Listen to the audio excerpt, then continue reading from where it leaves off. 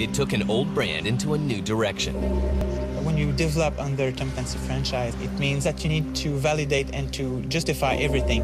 It introduced the world to a new kind of hero. Who doesn't want to sneak around in the shadows and still feel like you're a badass? I mean, you don't need to fire a rocket launcher to be able to do that. Sam Fisher is this over-the-hill, cynical, jaded, middle-aged rogue. You didn't answer my question.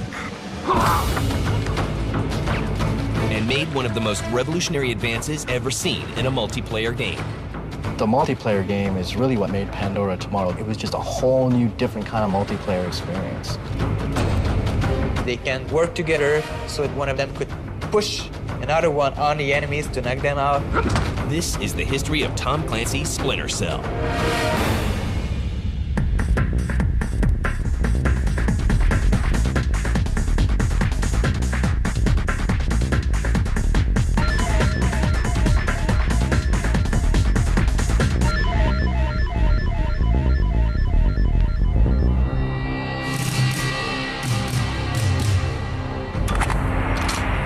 Navy SEALs, Green Berets, Delta Force. These elite military units are the stuff of legend and have inspired countless video games.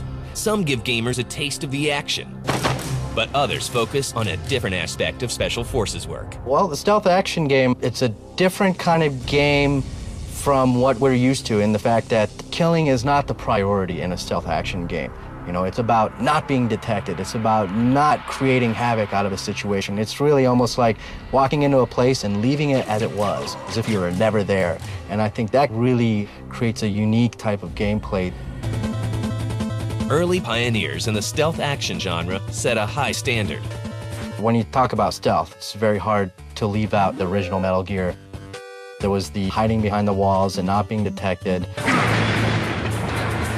But I think the latter generation games on the PlayStation, Metal Gear Solid,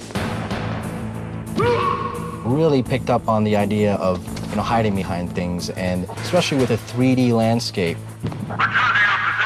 That created a whole new style of gameplay that really has taken off in this industry. While gamers learn the ins and outs of this exciting new genre, best-selling author Tom Clancy lends his name to a line of realistic video games. People were really enthusiastic, certainly around the industry, when Clancy announced a title. Well, only because his properties are so strong. He's probably the most popular fiction writer, certainly among men, easily, that there is. And the thought of those properties and those characters, Jack Ryan, etc., being translated to computer was very exciting. It's only a matter of time before Ubisoft decides to blend stealth action with the Clancy brand. The title of this new game is Tom Clancy's Splinter Cell. We wanted to make a stealth game where we can have a closer connection with the environment. So the base of the concept was to being able to play with lights and shadow, to modify your own environment so you can have a better shadow path to go through the areas and achieve your goals. We chose to work with the Unreal Engine because it offered the power and the flexibility we need. Everything in the game world casts a shadow. This means that the player could interact with light and shadow like never before. They can use shadow to hide in. They could also detect enemies by seeing only the shadow. We add some visual touches like the soft physics system, which use what we call soft body. Soft body are anything in the environment that isn't solid, like curtains and flags. One of the things that made people excited about the Splinter Cell series was that it really highlighted the details of a stealth element. And it tells you how hidden you are in the shadow and whether you're partly in the light or in the shadow, and definitely the thermal goggles and the night vision. The idea was to make a fully interactive environment. Make it possible to shoot a computer, take a soda can, and throw it to distracting enemies. But much more importantly, to shoot out lights. Shooting lights allow for a different gameplay experience depending on basically how you play. Ubisoft knows they'll need more than some pretty lighting to win over gamers, so they set out to create a lead character that will hold his own against the competition. Hi there.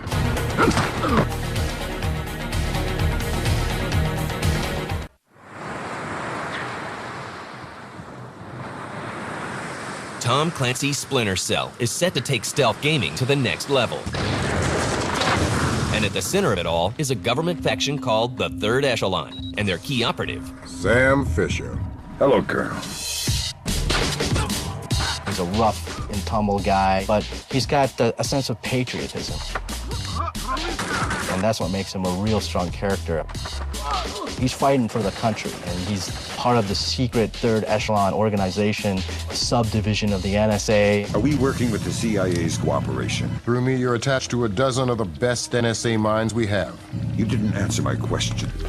Who doesn't want to sneak around in the shadows and still feel like you're a badass? I mean, you don't need to fire a rocket launcher to be able to do that. Of course, if you can, that's great. But just the range of abilities and the range of movement and the skill sets that have been set up for that character have really helped make him an icon of the current sort of stealth gaming vogue. I really have a lot of respect for what they've done with Sam Fisher as a character. Your average character is a bulging biceps, quip-throwing Arnold Schwarzenegger retread, and they're just not interesting. Whereas Sam Fisher is this over-the-hill, cynical, jaded, middle-aged rogue. What's the door code? 28469. It was a pleasure working with you. That's something great. That's not a character we've seen before. Michael Ironside really sells him. Your guess is as good as mine, but I wouldn't recommend guessing. I just thought that was a great pair of boots to be walking around in. Like any real-world Special Forces soldier, Sam has both the tools and the talent to get the job done. When you develop under Tom Clancy franchise, it means that you need to validate and to justify everything.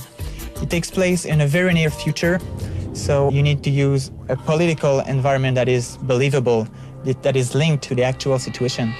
You need to use gadgets that are already existing, that are already used by special forces. Sam's suit was based on a prototype that's being tested right now by the Navy SEALs, which is a wetsuit that you can wear in and out of water, and is a suit that adapts itself to temperature changes. We thought it would just fit the character, basically, since our game is based on a near future type of setting. The great thing about this Splinter Cell series is the gadgets. He has got the scope that he can shove under the door and see what's going on the other side. He's got the chaff grenades, he's got the thermal vision, and he's got night vision. But the gadgets aren't so far out. They're not so sci-fi. You know, these things are stuff that probably stealth operatives in the real world actually use, which makes it even more exciting to the player. Sam's goggle became an important part of his appearance because we wanted to come up with a design that would make the character recognizable to the player. So the silhouette with the 3 dots makes Sam recognizable to a lot of people.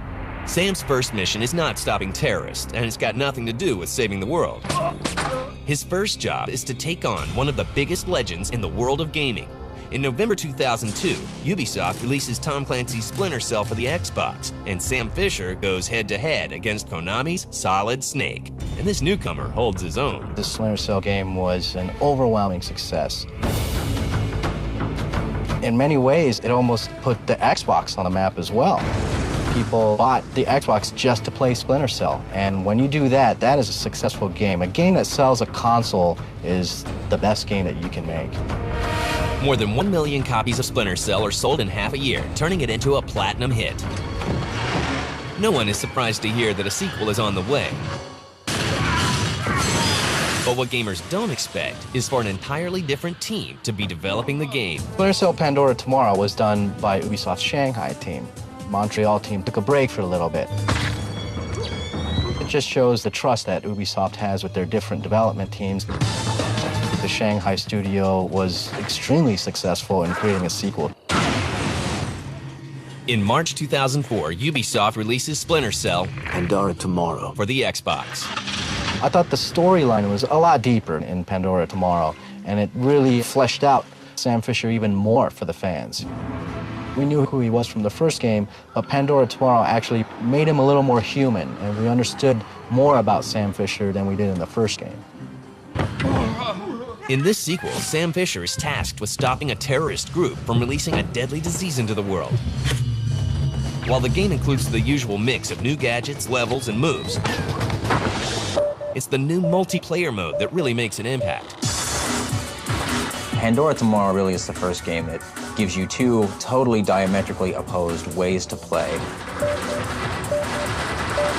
Pandora Tomorrow has created an incredibly compelling multiplayer format between the spies and the mercenaries. We You've got one side that's sneaking around and the other side that's running around trying to blow those guys up through maximum violence. You really got two entirely different games going on, but they merge seamlessly, and it's just an absolute dynamite multiplayer mode. Using the Xbox Live communicator has been an incredibly compelling part of a very original multiplayer experience. Pandora Tomorrow is every bit as successful as the first Splinter Cell title, selling 1.7 million copies in a year. But the original developers of Splinter Cell haven't just been sitting around counting their money. They've been hard at work on a third game, and when it's revealed to the world, everyone is amazed.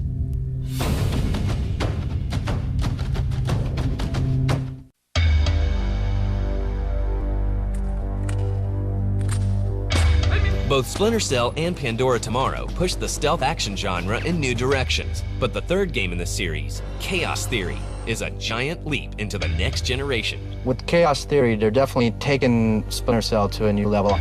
What they're trying to do with Chaos Theory is really create a true sequel in the single-player version. When's the last time I saw you? I'm afraid I have no recollection of that, Senator. That's right! We wanted to enlarge the boundaries of the game, to remove all the trial and error type of gameplay. We wanted to make the game more accessible for a larger audience. Once again, Ubisoft Montreal crafts a frighteningly believable scenario to set the game in. Sam Fisher's mission is to save the world from these kinds of attacks. I mean, it's no surprise there. In Asia, there's an economic crisis in Japan. There's a tension going on between China and North Korea. Events in the Yellow Sea took a turn for the worse today when North Korean and Chinese forces blockaded and boarded a Japanese cargo ship. So when all of these players get involved in this, it gets very political and very ugly. And it's really about how Sam and Echelon and all of these major players interact with each other. So Sam is sent in this area to check what's going on, to look for different information. Why did you torture Morgan Holt? I don't know! But Sam is always looking for what we think is the bad guy, and turns out that at some point we're like, wow, it might be him. You're not much good to me anymore. Chaos Theory includes massive improvements in both graphics and sound. So we've spent nearly 8 months to rebuild all our graphic engine from scratch. People consider the graphics in the original Splinter Cell as very good. So we had a very tough challenge ahead to innovate, get like one full step ahead of everybody else. We added an entire, what we call a sound masking system. The noise that's in an environment are very loud. Any sound that you make won't be heard. Noisy down here. Makes it easy to sneak up on people. With the new technology, details on all our characters is much improved. It allows us to make much more organic type of texture. Applying that on Sam obviously changes a little bit his look, his face. He might feel a little bit younger now, which is okay. We still kept those gray lines, gray hairs on the sides too, so which is also a signature for our main character. We built this huge dynamic weather system. We built a dynamic wind system. There's ambient wind in the world. That wind scales dynamically. We built the dynamic rain system. And if you step in the water and step back out, you'll see that you're wet, and it changes in real time the mapping on the character, and over time you'll dry off. The environment, that's one of the reasons why our budget in terms of resources for the hardware is so high in terms of graphics. Graphics are playing a key role in this game, like the light and shadows, how everything interacts together. It's part of the gameplay. When you take the weather system and our dynamic sound and our dynamic normal mapping and specular highlighting and our dynamic wind, it's really just all of those systems acting together, and we say there's a storm front coming in. Rain starts to fall harder, things start to get wet, they start to become more reflective. The enemy at the same time starts to get wet, and they don't like to be wet, so they change their patrols to go places that are dry. Sam gets a lot more interesting details on him. The sound of thunder comes in, and you'll see a flash of light, which might give away your position from the lightning, but then the thunder can cover up the sound you make. So it's all these dynamic systems acting together.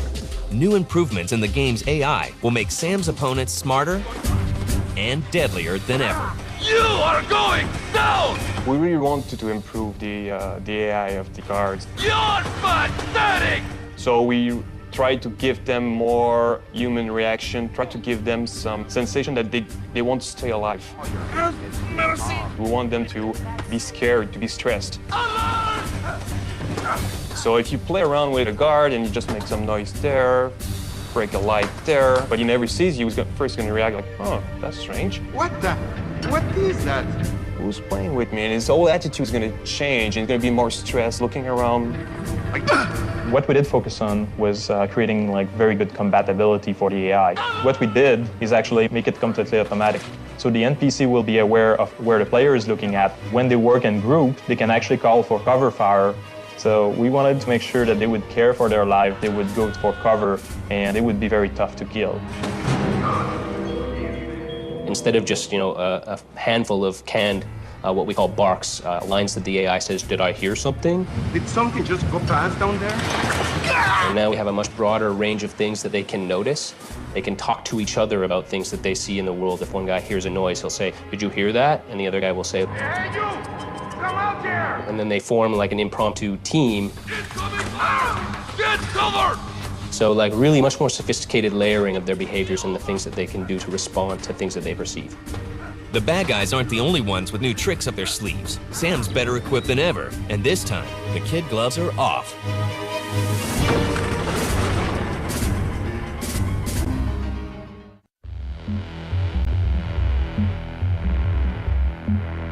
As Splinter Cell Chaos Theory takes shape, it becomes clear that this isn't just another sequel. The development team is set to surpass the previous games in every way. Sam Fisher will face even greater challenges than before. We really want to improve on Sam's behavior. We wanted to add some new moves, and also want to make Sam more in contact with the whole environment. Only the best agent can use a knife. Sniping is not cool anymore, see? So Sam's attitude and the rewards of the player by going closer, because you can perform close action, close stealth. So this is an area that was very important for us. New moves, obviously, for Sam, new gadgets.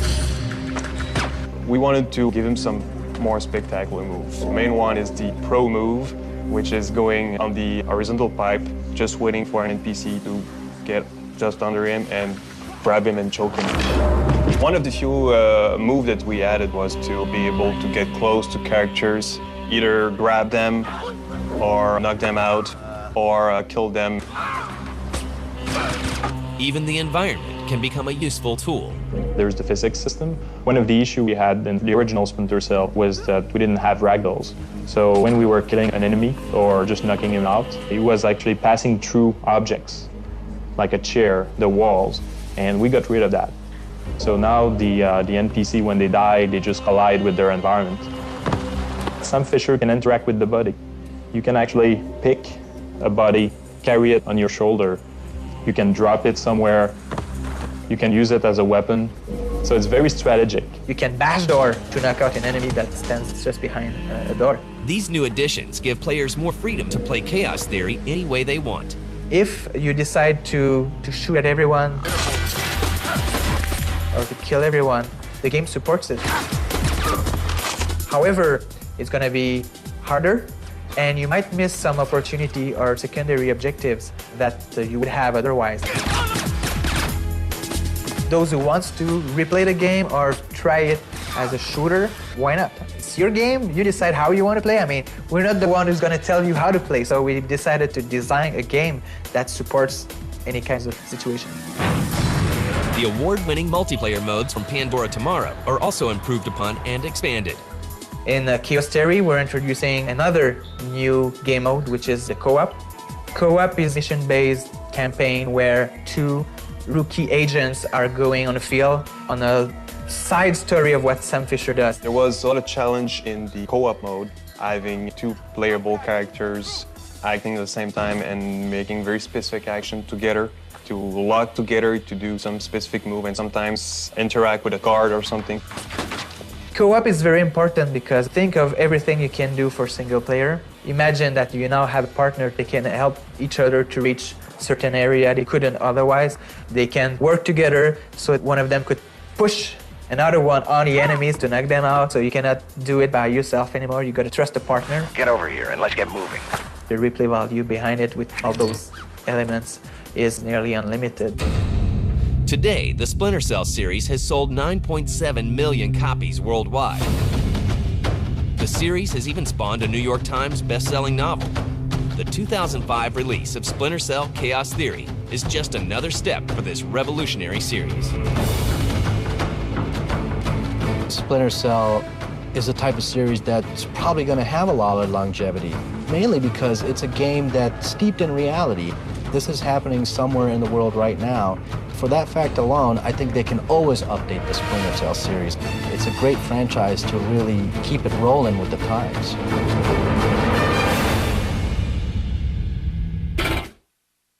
I just needed a little help. Tired of pounding buttons. There's a lot of pressure from other gamers. Who's to say what's right and what's wrong? They made the codes. It's just so easy. Put in the code. Put in the code. I'm sorry. I'm so sorry.